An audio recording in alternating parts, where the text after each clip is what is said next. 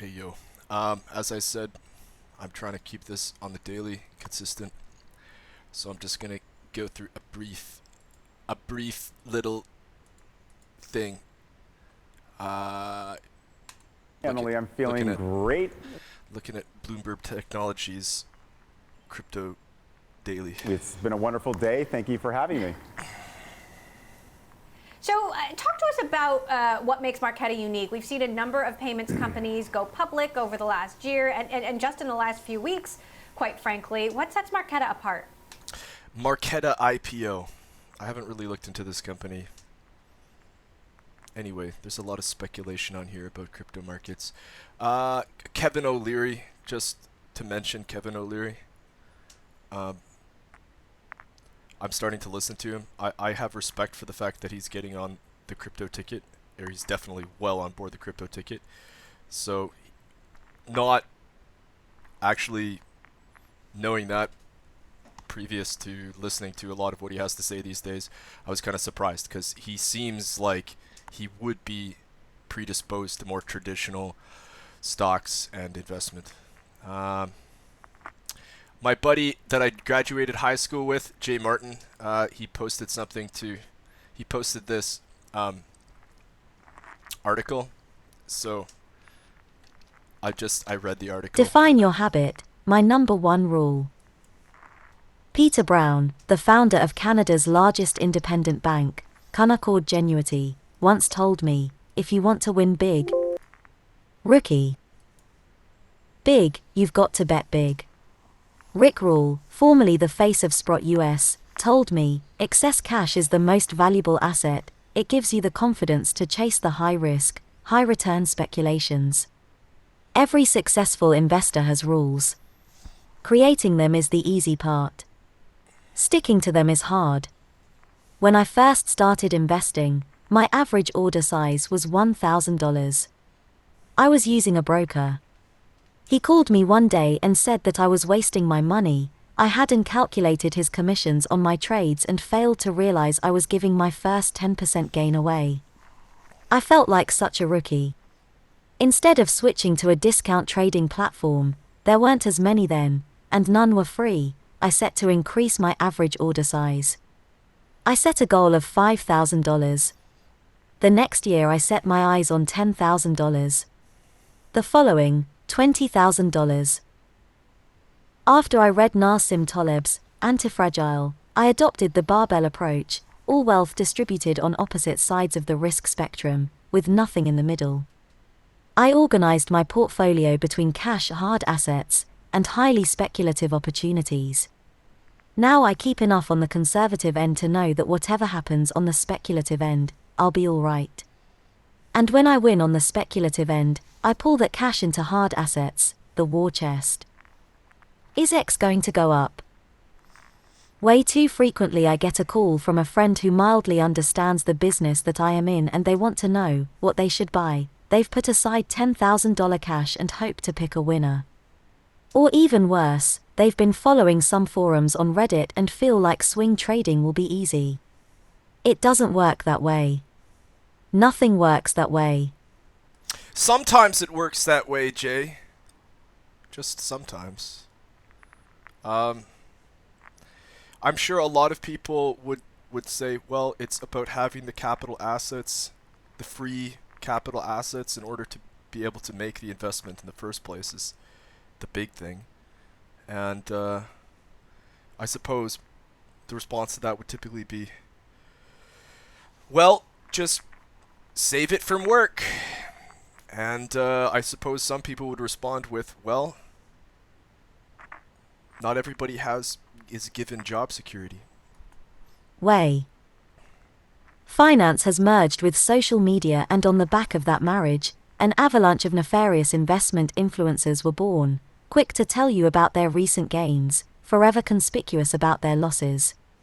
There is no sustainable quick buck, nor a sustainable shortcut.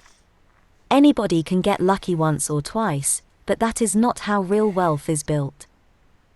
Newcomers often make the mistake of looking at the market as a get-rich-quick scheme, a fatal mistake. The market, especially the speculative market where I specialize, is more frequently a go broke fast scheme or a get rich slow scheme.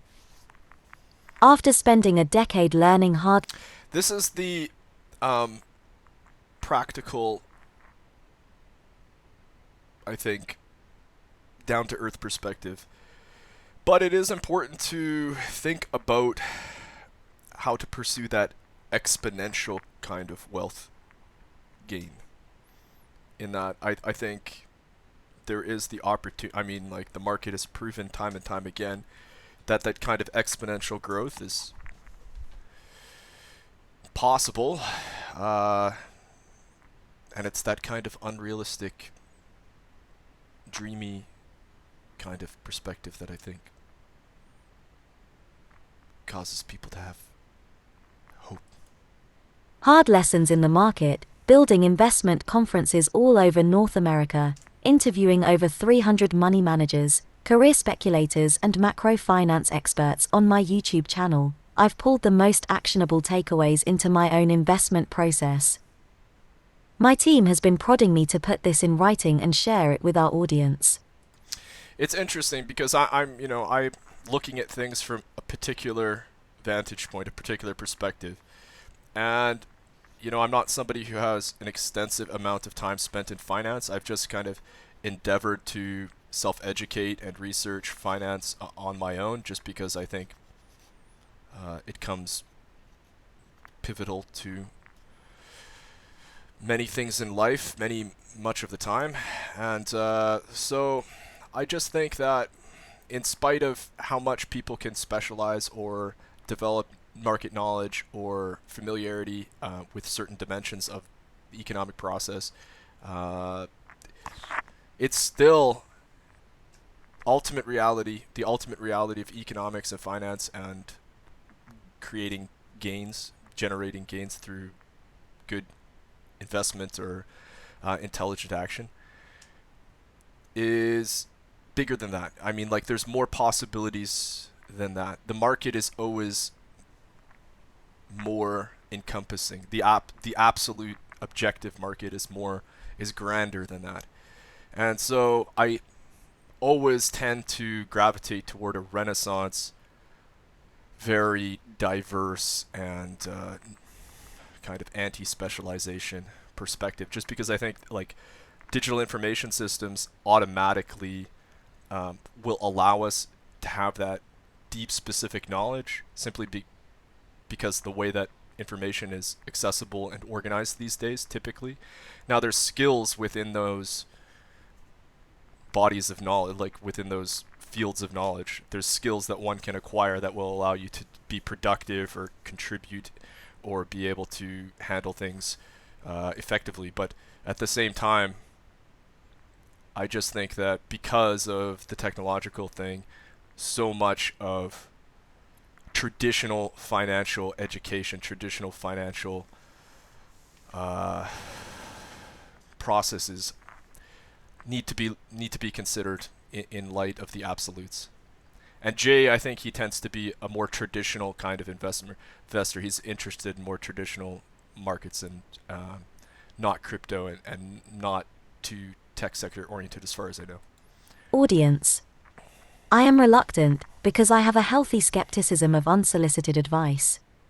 I enjoy sharing my experiences, but giving direct advice is a dangerous thing. But the sudden abundance of investment influencers on Twitter, Instagram, and TikTok is frightening, and I feel compelled to offer up some counter opinions. There are no silver bullets, and no one-size-fits-all best practices, but I have 8 rules that lead me to better decision making.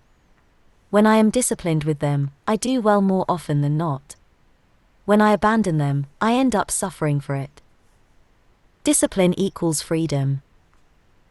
Tim Grover, strength and conditioning coach to Michael Jordan, the late Kobe Bryant, Dwayne Wade, Charles Barkley, and several more of the greatest players to ever take the court, was once asked if there was one common trait that separated the greatest from the merely great.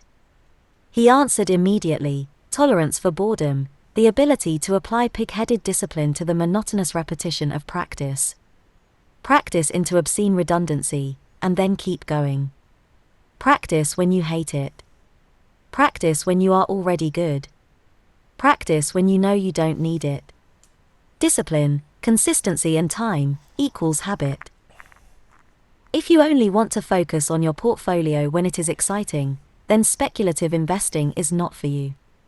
There are dozens of resources and gurus that will sell you the quick hack. Right now I am being retargeted by a well-known online guru who promises to show me how to achieve financial freedom in only 7 minutes per day.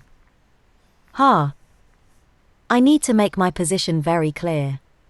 There are no shortcuts to the results we really want. There is number 7-minute portfolio that will change your life, as there are number 7-minute AB workouts that will make you look like the cover model. Expertise is gained through a marriage of time and discipline, so my first rule, although boring, is also the most important: develop your habit. Determine how much time you have to invest in being an investor. If it is an hour a week, you probably shouldn't speculate. An hour a day, you can work with that. My portfolio time is 5 a.m. to 8 a.m., after which my day runs away. This morning time is sacred. It belongs to me and my portfolio. Knowing I have 3 hours a day forces me to invest accordingly. 3 hours a day is not enough to be a day trader. It is not enough to be a swing trader. But in the hunt for value and long-term holds, this time is perfect. Understanding the time you have for your portfolio is crucial to determining everything else. If you want to improve as an investor, you need to invest time in investing. Like any skill, it can be a hobby, side hustle, part-time focus or full-time obsession, but you get out what you put in, and over time, nothing more. Defining my investor habit was the turning point in my portfolio performance. This was the moment I moved from opportunist to investor. I agree with him that, like, realistically it's a long-term cumulative dedication and maturity and discipline. Yeah, consistency. I agree. I agree. I agree with everything that he said, but at the same time I also would cite the unicorns and the shooting stars that defy normalcy, and yeah. And as I set this habit in place, year after year, the results compound. Discipline, consistency and time. Be patient. Trust your process. Cheers, Jay. So that's Jay Martin. Maybe I'll do some other articles by him. So just looking over the day's movers in terms of change and fluctuation. Again, I am reminded of this internet computer at 80. I think, like, honestly, where I stand, ICP at 80, it was at 100 yesterday. So it's gone over the past week. It's gone from 156 to 80. Buy ICP at 80 now. Oh, it just went up $1. So yeah, that's my 2 cents. I think the protocol has great potential. Here's the Dfinity Foundation.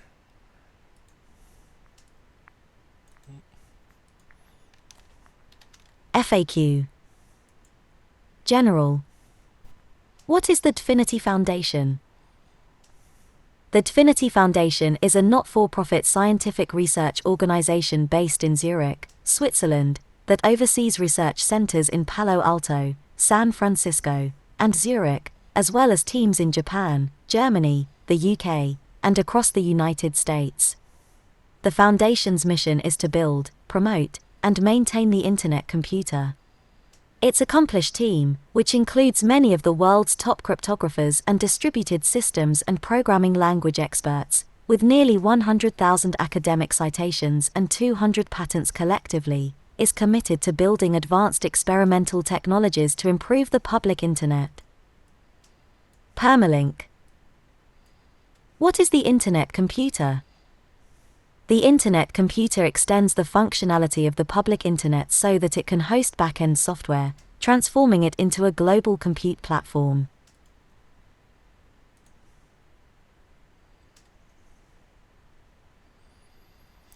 So it's important to note that unlike a lot of other tokens, ICP is not based upon Ethereum's protocol or like Ethereum's fundamental infrastructure and blockchain. It's kind of its own thing. So there's a lot of different Ethereum-based tokens. But yeah, I don't know. For my 2 cents for the day, I would still say ICP is a good buy right now. And Origin token, Chainlink. I have some Chainlink now.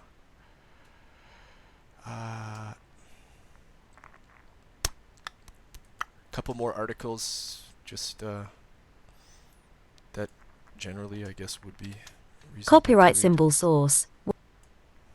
WWDC 2021. Nothing in Apple's developer keynote will move the bar on Apple stock.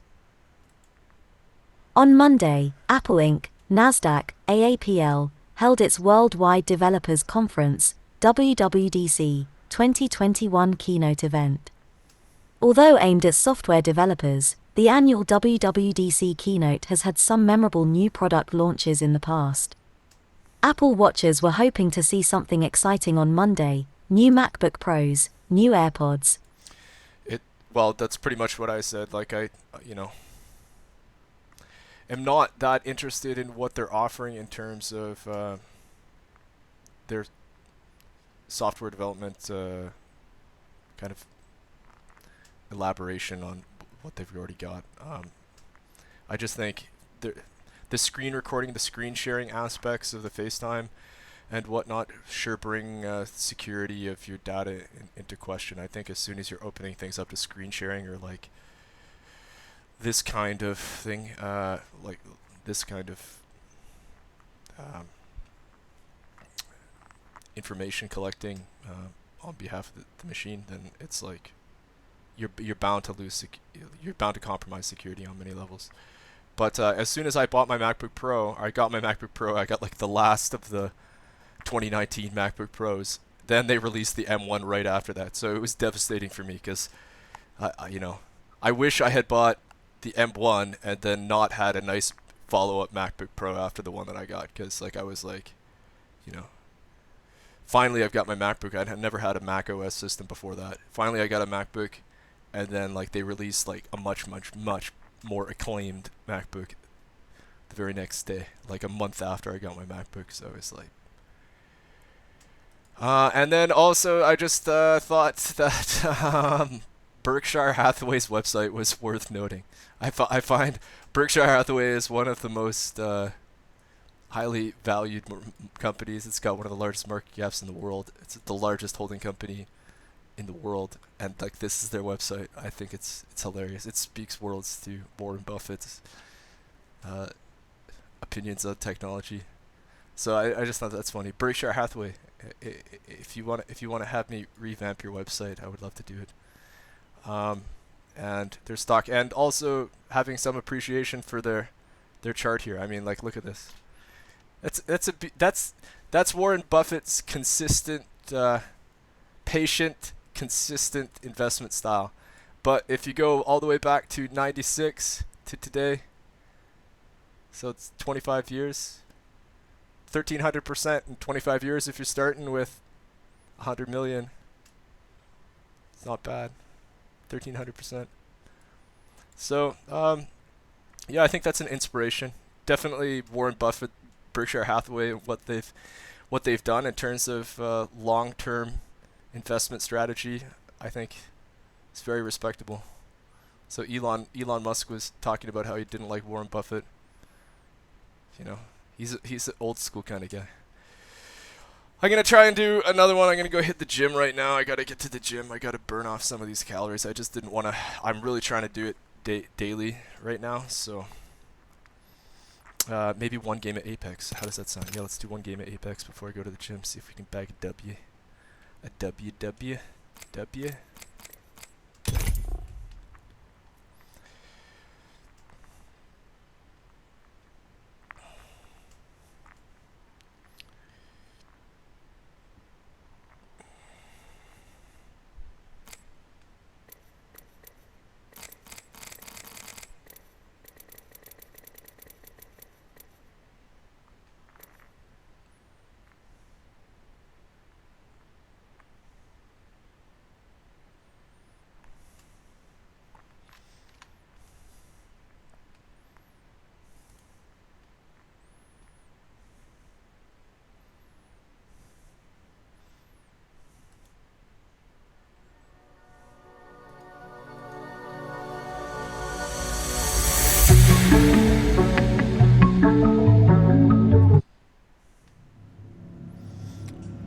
I don't know. There's so many tracks on this. It's kind of getting played out, but I do like these tracks.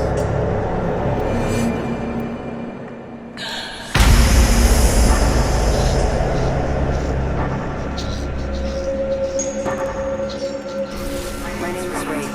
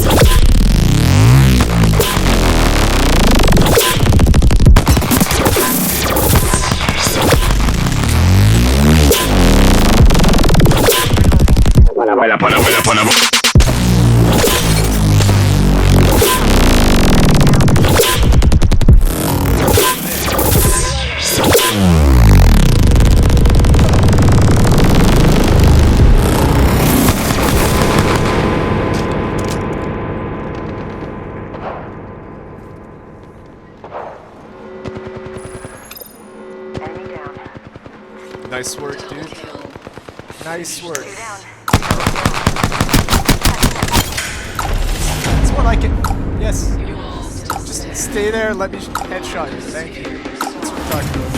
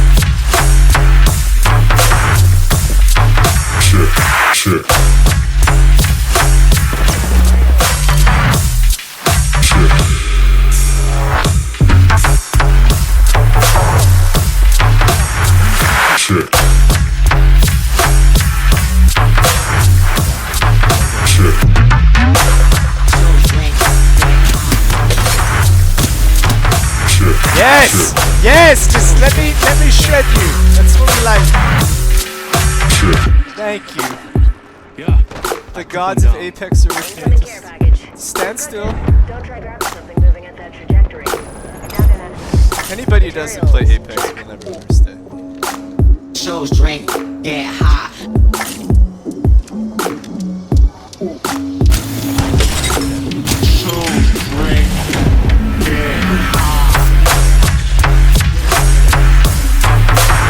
Soul's coming out now, boys.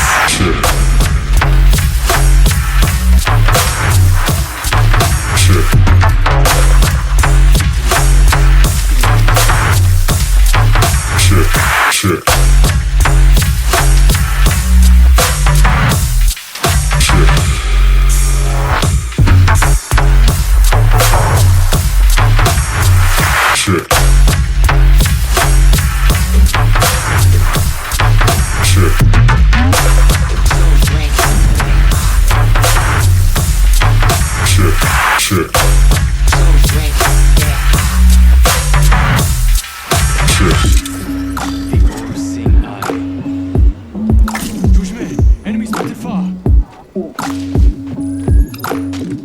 Looking for us in that area.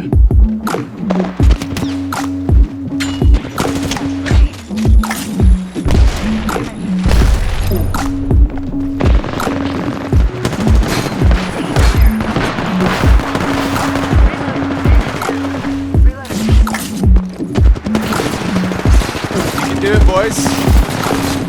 You can do it. Ah, there we go. I'm good to go. Care package coming in. Using my finger kicks down. Clean sweep this time. Need to recharge.